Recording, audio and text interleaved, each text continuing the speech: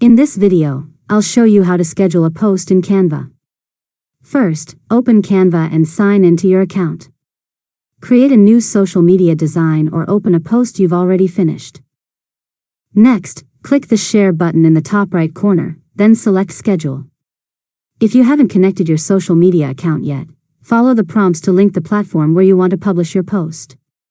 Now, choose the social media account, select the date and time you want your post to go live, and review all the scheduling details to make sure everything is correct.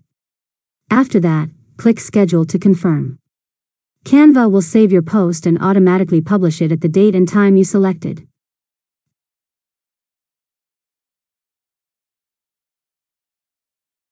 Finally, if you need to make changes later, open the Content Planner, find your scheduled post, and edit or reschedule it before it's published.